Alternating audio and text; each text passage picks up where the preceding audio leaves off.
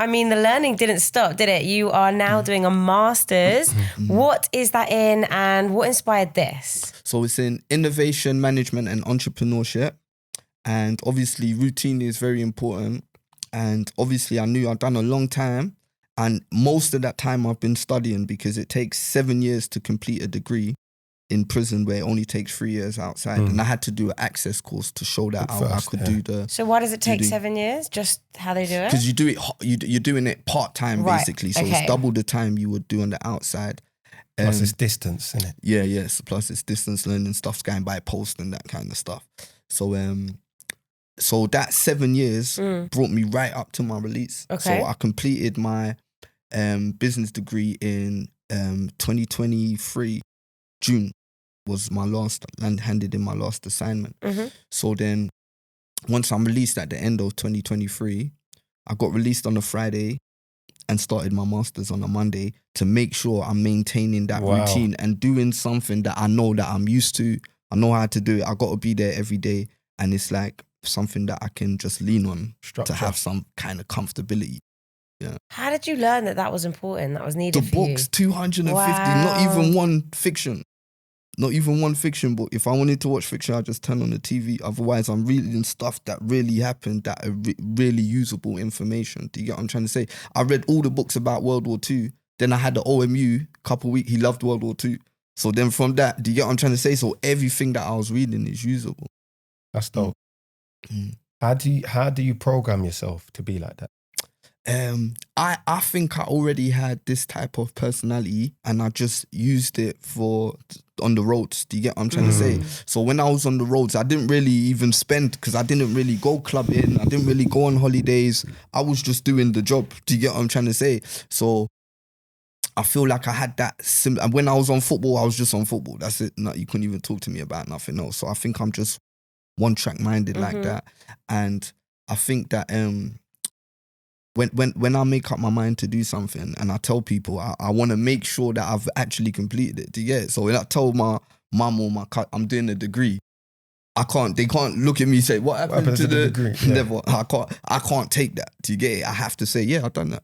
Yeah, I won't be able to say. And I got first class honours. Yeah. How about that? That's what I have to say. So was there anybody else in prison that you could see doing this sort of stuff? Yeah, there was couple older guys doing degrees at the time. There was a point where if you had longer than 25 years indeterminate, that if you done a degree, they would take 5 years off your sentence. Wow. So there was a lot, but they changed it. Wow. Okay. Oh, really? Two people done it that they said. Oh no, stop it. I wouldn't say their names. Yeah, don't say their names. One of them passed, you get it? Yeah, okay. And what? And then they weren't allowed to do it. So they did the... So while they was doing their degree, once it got towards them ending, they changed the rules, so they wouldn't qualify. That's not okay. They were like, we're not allowing these two. Yeah, they was notorious, isn't it? Yeah.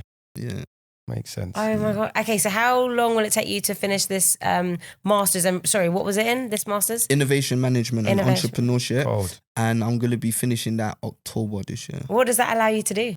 Well, basically, I've started a few new businesses, and obviously I've got the business that I started whilst I was in there. Yeah. And what I'm doing is going to uni, they're teaching me something, I'm implement it immediately. So I'll ring someone on my team and say, do this, do that, do that. They just taught it me, take a picture of the thing and go implement it, come back, they teach me another thing, go implement that, come back. Yeah. You're actually making it tangible for yourself. Yeah, because it's innovation, isn't it? About bringing new products to market and entrepreneurship, which is what I'm trying to do. So it fits in perfectly with what I'm doing. So did you have any challenges with this new mentality that you got when you landed, when you got out?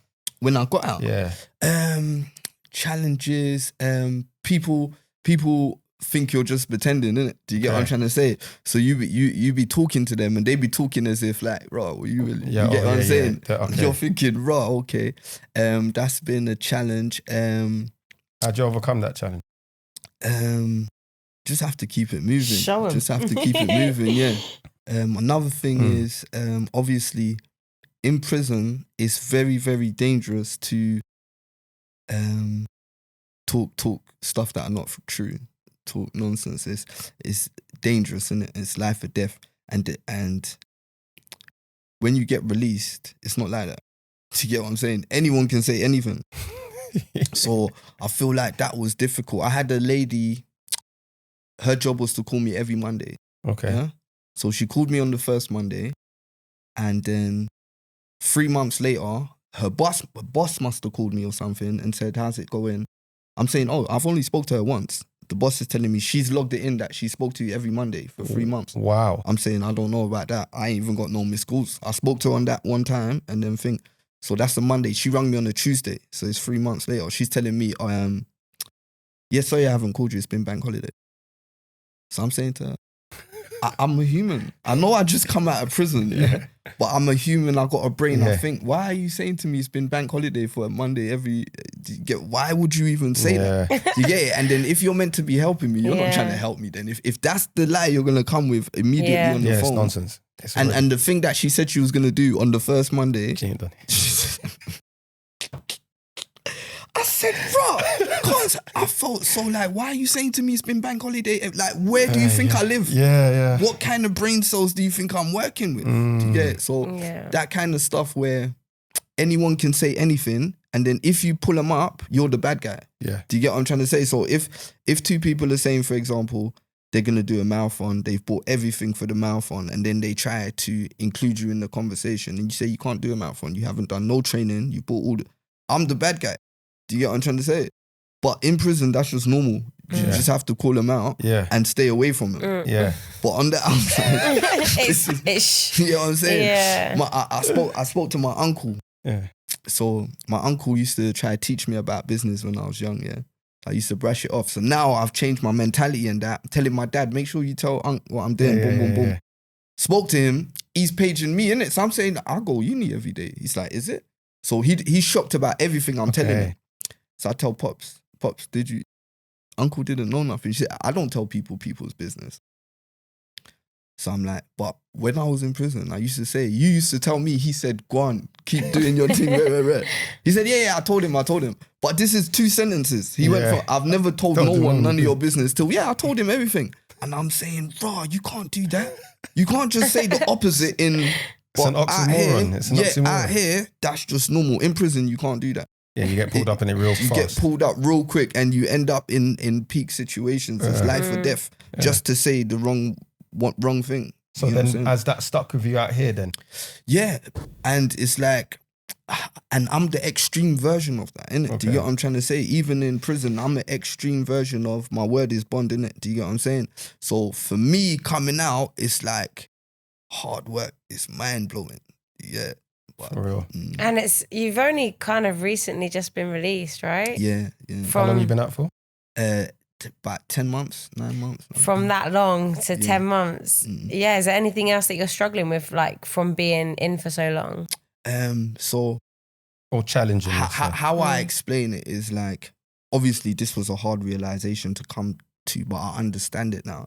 In like, say you've got a book, and in your life, every page is a different event in the book, So in my life, the book is, you love football, you went on the roads, you went to jail for a long time. Yeah, it's only 3-4 pages long. Then I've done 13 years. So everyone who I'm close to, they're on that page of I Done the Bird. Yeah. They're on the last page. Yeah. In their books, they've had children, they had their first job, they had disputes with their parents, they moved out, they got their second job, they passed their driving test, they've had their first kid. Do you get it? They met new friends. They fell out with them friends, met new friends. Do you get it? So by the time I come out, I'm looking at this person as my best friend, but I'm their 10 best friends ago. Yeah. Do you get what I'm trying to say? Yeah. So that's been difficult in terms of the realization that how you look at people, they don't look at you like that anymore. Do you get what I'm trying to say? Do you think that's because I got this thing about prison, and I've said it a couple times, that we're basically, when we're away, we're in the pickle juice. Our life's on pause. Because the world that we know is the world that we went in at that time. Yeah. So when you're coming out, you're thinking it's at that time when you entered. Or similar. Yeah. But it's not. That must be so tough. Like, super trust tough. me, like people that you move mountains for, they just look at you like that was 10 years ago you moved that mountain. Wow. Yeah. But you still have that that kind of relationship in your head and that in your mind, you have a relationship. That kind of love and that kind of like you would do mad love for this person. This person's got mad love for me. I'll do anything for this person. They'll do anything for me.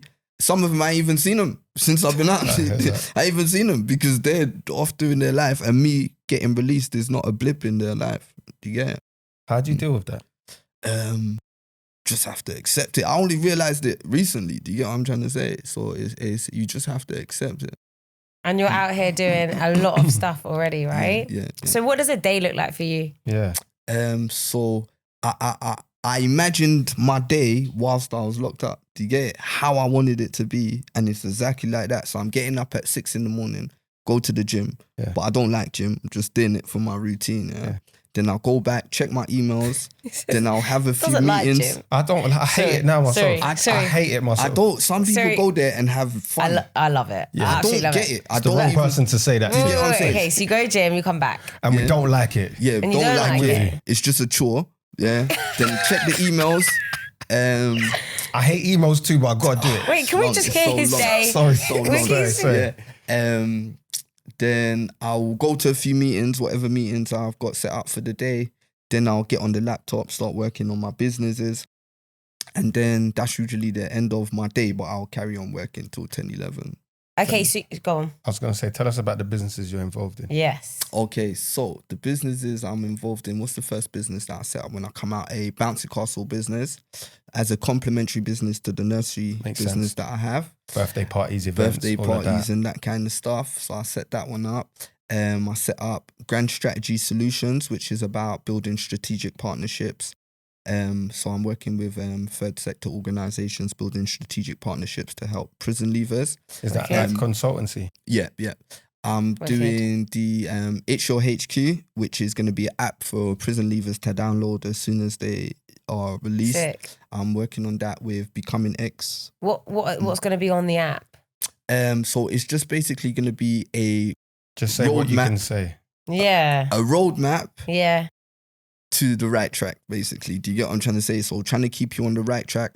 All the stuff that you would need, all the stuff that you can think of, all the help and the guidance and the mentors, all that kind of stuff's going to be on the app. Yeah. So cool. That's dope, man. Yeah. I'm working on a mechanism that I invented whilst I was inside, which goes inside the sole of a shoe. And it comes with a key and it changes the size of the shoe. So it's adaptable for 3 sizes. So that's for kids in developing countries. Whoa. Yeah. I got investment for 2 different ideas that I pitched on the same day in different places. And I got investment on both of them. So what does this shoe do? So imagine it.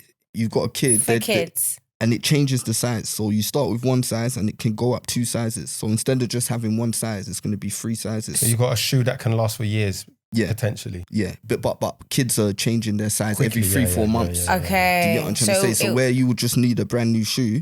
So if you think about the global sustainable achievements that they're trying to do, it helps with waste, obviously, because you've got the fashion waste, and obviously it helps with production, pollution. Yeah. That's dope, man. Yeah. That's actually really smart. Yeah, really cool. Isn't it? Yeah, because my argument is that the competitors' ones is obviously adaptable shoe, innit? Do you get it? So I'm arguing that that's just like a badge of poverty, saying, right, where my one goes inside the sole and compatible with all the most popular fashion designs. So they don't eat sick. Yeah. So they don't. It's not like you're making a shoe that's for every shoe.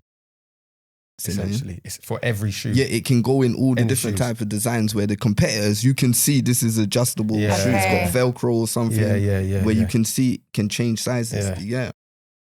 That's smart. That's innovation there, isn't it? Yeah, that's what I'm doing. Innovation. Very interesting. I didn't even know that. Have you heard of the Cambridge Innovation Prize?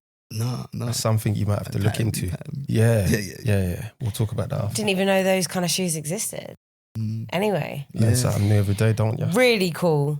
How do you have the time to fit all of this in a day? I just don't do nothing else. You just, on it. Yeah, from 6 a.m, I wake up thinking about it, making notes, meetings. But that's exactly how I wanted my day to be. So when I was envisioning how I wanted to be living my life and all that, I'm like 10 years ahead. Do you get what I'm trying to say? I was in a meeting the other day in a consultancy role, talking about sentencing. So the guidelines to sentencing and that kind of stuff.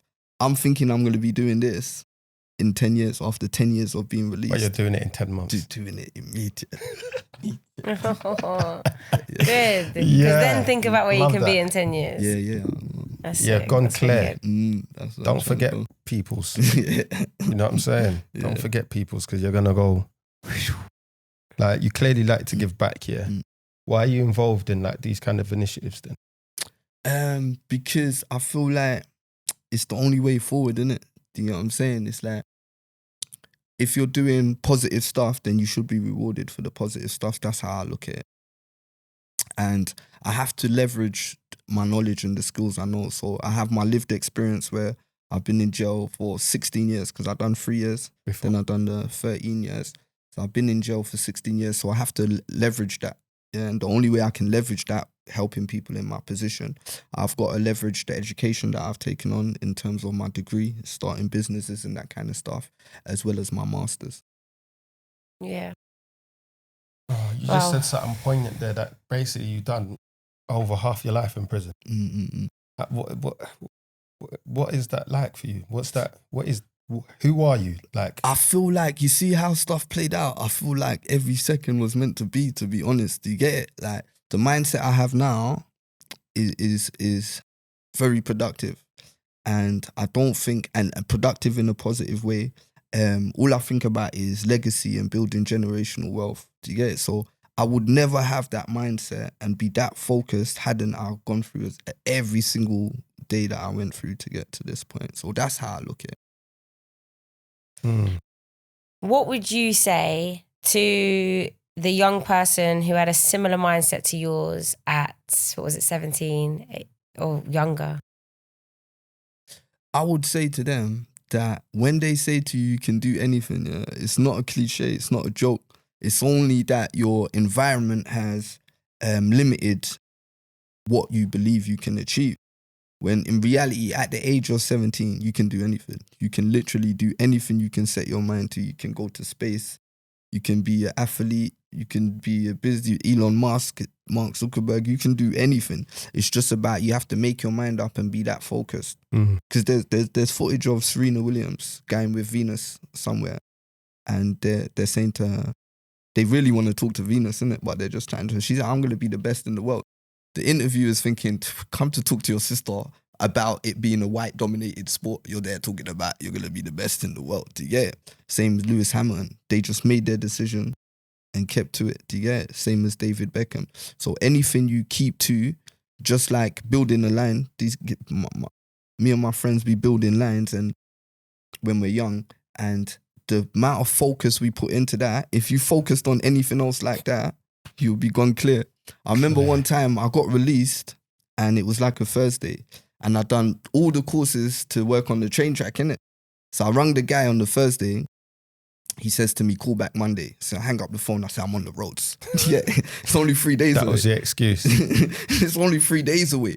But it's that kind of mindset that you need to get out of and know that whatever you're doing, you got to stick to it, put the work in, and the rewards will come. With the Venus quote, the Venus and Serena thing, have you watched King Richard? Yeah, I watched that. Watched that film. It's cold, isn't it? It's mad. So there's a line in the movie, for Seen King that Richard, too, dope, where he film. speaks to Serena at the end. Goes, yeah, baby, Venus is going to be the best player, but you're going to be the greatest of all time. Yeah. I was like, in the movie. Yeah. That is such a good film. So that's the mentality. Do you know what I'm saying? Yeah. Like, that's the mentality that we basically had. We thought we was going to be the greatest drug dealers, the greatest robbers. We're going to be the best. Yeah. But that same energy, passion, focus into anything else, we would have been successful. Yeah. And one of the things that I realized early is, like, when I done my first assignment and I got the score back, I didn't know that's going to feel like when you buy your first piece of jewelry or your first machine or your first car. That positive feeling you get, like, I put the work in, this is my reward. I didn't know it's going to feel like that from a piece of paper under the door.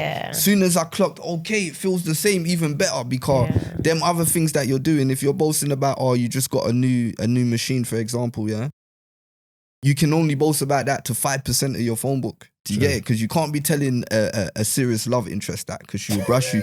Can't be telling aunties and uncles. Can't be telling anyone that takes your life seriously. You can only tell a few people in your phone book. You do something positive in real life, you can tell your whole phone book. Do you get what I'm trying to say? That. So once you come to that realization, you're winning. I actually love that. Facts. Yeah, it's true. Bringing all the family and friends involved in that. I love that. Trust me. That's so important. So just another thing, like what Jules mentioned earlier, you know, you did that interview on Prison Radio at Guy's Marsh. And another thing you said that day was that you did a lot of research to find the right help from like organizations, especially for when you was getting released. So what does good support look like?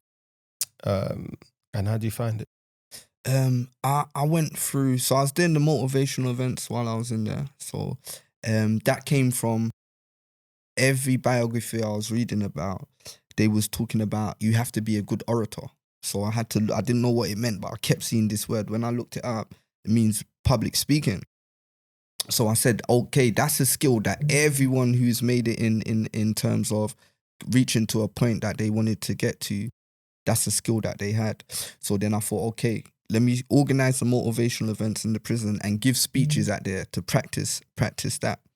And during that, I had to go through something called the Hardman Directory to find organizations to send people in to give talks at the motivational events. And it was during that process that I found different organizations that I ended up contacting in just before my release.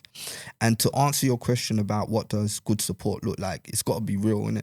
Because a lot of support is just a gimmick. They're just ticks in boxes, all of that kind of stuff, where you have some organizations where it's so real that you feel like, bro, what's going on here? It's like they're dealing with you like you're one of their kids or something like that. And I think them types of organizations, they're trying to support you with everything.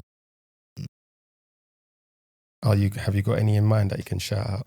Definitely the Longford Trust. Definitely Suited and Booted. Suited and Booted. Tell us about Suited and Booted. Suited and Booted. So I found this organization I think it was in the Hardman Directory, or Longford Trust might have referred me. So I must have had a job interview or something like that. Yeah? So they're going to give you all the clothes and that to wear. So I've gone there thinking, okay, don't matter. They're going to give me some old raggedy secondhand thing, but it don't matter. I'm going to go smash my interview or whatever I've got to do. You get it? I got there. They gave me £360 shoes, fam. Cold. Bro, I left with bare bags. Like I'm coming back from Harrods or something. You get it? And everything in there fitted me perfectly. They dealt with me with respect. And they didn't make me feel away like, you're getting charity. Most of the things are brand new. Do you get it? Wow. So I feel like that organization definitely made a big difference to keep me going on that right track. Love that. And all the info on Longford Trust and Suited and Booted will be in our show notes. So whilst I was doing the motivational events, Lord Hastings came in as well. And that's when I met Lord Hastings. And obviously he's been a support and a mentor the whole way through. Anytime I needed to go from BCAT to CCAT to DCAT, always sent me a reference letter that holds weight. Yeah. And then since my release, I've joined something called the Men of Purpose, which is a group of men who are striving to better themselves, and that can be a different kind of role model to young people from our demographic, rather than only looking at footballers and only looking at rappers. These guys are leading in every field you can think of. Yeah, so that's an organisation that has definitely helped me through everything since my release. I'm coming to the next dinner. I've got to be there because you're like the 6th or 7th person that's told me about Lord Hastings and his gatherings. It's like you should be there, right? Everyone I've spoke to keeps telling me, you come to the next one. It's a networking, like it's a networking, and it's like in America the fraternities work like if you join a fraternity with university, that fraternity might have been going 200-300 years, and there's a ledger. So you might have went there, your grandparents might have went there, your parents went there, you went there. And there's a ledger that's everyone who's been in this fraternity is in the ledger. And what you're able to do when you graduate is that everyone who's ever been in that fraternity, when you ring them, they can't say no. Yeah. So you graduate, so you think of one where all the presidents have come from that same fraternity. Mr. President. That's because they've got that network. Do you get it? You've got another fraternity where all of them end up in Silicon Valley. Do you get what I'm trying to say? Because they got that network. So that's the only way I can describe the Men of Purpose in terms of they're just trying to help everyone win. Do you get what I'm trying to say? Yeah, that's so cool. I went into a prison to give a talk with the Men of Purpose, and Lord Hastings was talking. There was some young youths there and that kind of stuff. So he's talking about whatever you want to do, get in touch when you're released. We'll help you do it, yeah?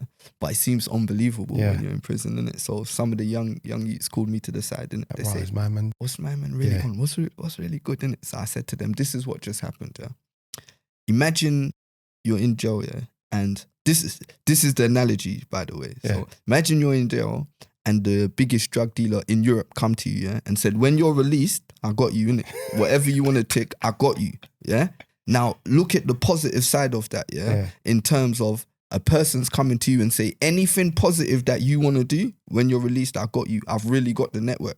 If it was the drug dealer, you would believe it and you would be gassed. Yeah. Do you get what I'm trying to say? Yeah. You need to be gassed now 10 times. That's what just happened. So when I explained that to them, now it's sunk in. Yeah. Yeah, but you only know that language. Yeah. Do you get what I'm saying? Yeah. That's how I was able to break it down for them. Because next person will be like, and they'll be like, waffle. Now, you're 100% right, because you see, like, I've been given speeches in different environments, and sometimes I might go after someone and they've shut down shop, innit? Do you get it? I go do my thing and that. But what I realized is that when I'm giving speeches in prison, because I know every single thing the audience is thinking, because I was with them, innit? So I know you just come for food. I know what you're really on. Do you get it? So I'm able to express myself in a different way where I'm more confident. We're dealing with a different audience where I don't know what they're all thinking. But in a certain audience, you know what they're all thinking. And that's the people who I see smash it on them stages. That's the position they're in. They know what the whole audience is thinking. But that comes with experience and time. Yeah. I know. And then confidence in your own. Yeah. But your thing's different, man. You're good. Definitely. Don't worry about that. You know what I'm saying? So we're definitely going to shout out, what was the organisation? Men of Purpose. Men of Purpose. Yeah. Lord Hastings. Yeah. And we love you guys getting in touch. So please do, especially if you had a business idea like Kieron's many business ideas. Let us know what it is. You can get in contact with us on Instagram and X at After Prison Pod, TikTok Life After Prison Pod. You can email us at podcast@prison.radio. And of course, you can write to us. And if you're inside, you know how to do that. Yeah. So big thanks to everyone listening. Big thanks to our guest, Kieron. Thank you for having me. Appreciate you, man. Don't forget to like, share and subscribe, and we'll see you next time.